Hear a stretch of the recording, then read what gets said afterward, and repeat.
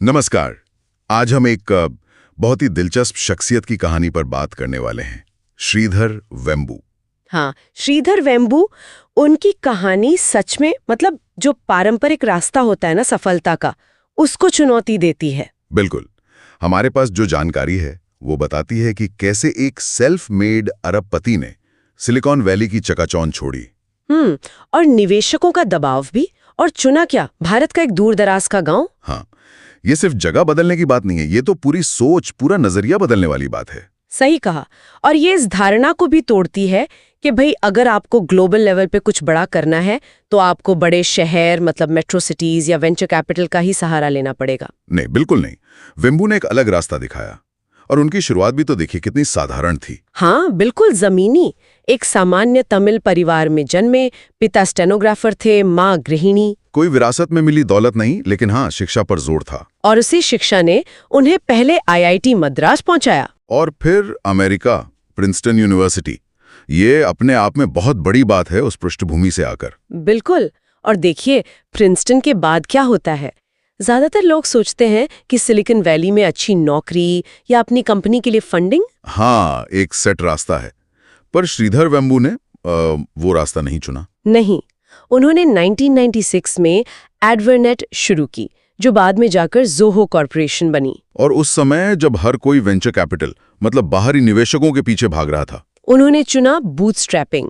ये बूटस्ट्रैपिंग, इसको थोड़ा आसान शब्दों में समझाएंगी, ये होता क्या है असल में? हाँ, देखिए, बूटस्ट्रैपिंग का सीधा सा मतलब है कि आप बाहर से पैसा नहीं उठाते, आप अपनी शुरुआती कमाई, अपने मुनाफे को ही वापस बिजनेस में लगाते हैं। अच्छा। और कंपनी को धीरे धीरे लेकिन मजबूती से अपने दम पर खड़ा करते हैं, बिना किसी बाहरी निवेशक के या कर्ज के। तो ये तो धीमी प्रक्रिया होगी। हाँ, धीमी जरूर है, पर इसमें कंट्रोल आपके हाथ में रहता है, कोई बाहरी दबाव नहीं।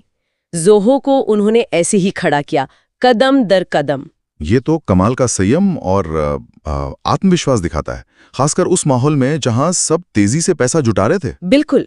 और नतीजा, आज ज़ोहो एक सॉफ्टवेयर दिग्गज है, गूगल और माइक्रोसॉफ्ट जैसी कंपनियों से सीधी टक्कर लेती है। और सबसे बड़ी बात, 100% प्राइवेट, कोई बाहरी निवेशक नहीं, कोई कर्ज नहीं, पूरी तरह मुनाफे में।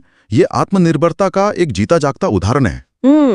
और फिर आया 2020 का वो फैसला जिसने सबको चौंका दिया। हाँ, वो तो बिल्कुल ही अप्रत्याशित था। जब ज़ोहो की वैल्यूएशन $1 बिलियन से ज्यादा थी, तब वेम्बू कैलिफोर्निया छोड़कर तमिलनाडु के एक छोटे से गांव तेनाकासी वापस आ गए, वहीं बस गए। ये मुझे हमेशा हैरान करता है। मतलब एक अरबों डॉलर की ग्लोबल टेक कंपनी और उसका सीईओ एक छोटे से भारतीय गांव से काम कर रहा है। ये सिर्फ घर वापसी नहीं थी, जैसा आपने कहा, ये एक बहुत बड़ा स्टेटमेंट था। इसके पीछे सोच क्या थी? क्या सिर्फ अपनी जड़ों से जोड़ना था या कुछ और गहरा मतलब था इसका?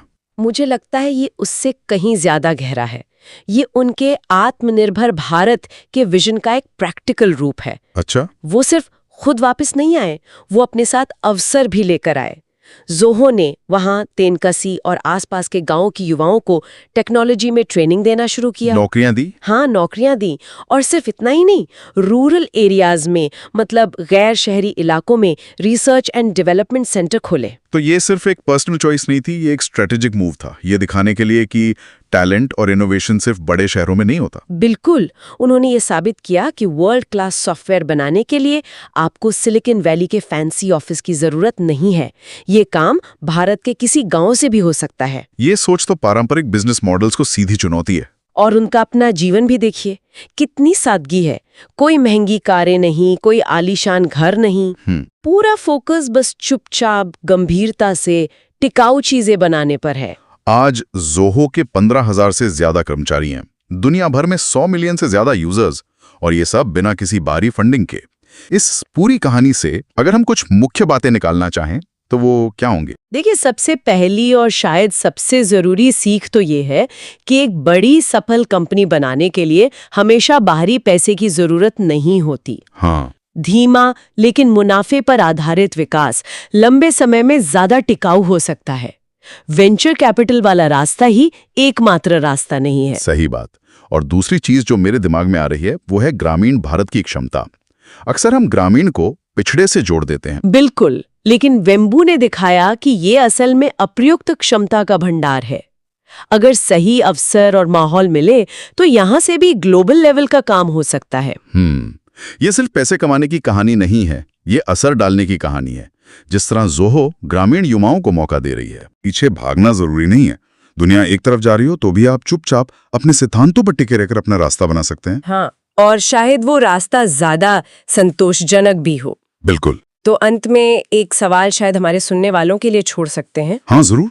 कि श्रीधर वेम्बो का ये जो मॉडल है, क्या ये सिर्फ एक अनोखा केस है, एक एक्सेप्शन, या ये भविष्य के बिजनेस के लिए कोई नया रास्ता दिखा रहा है?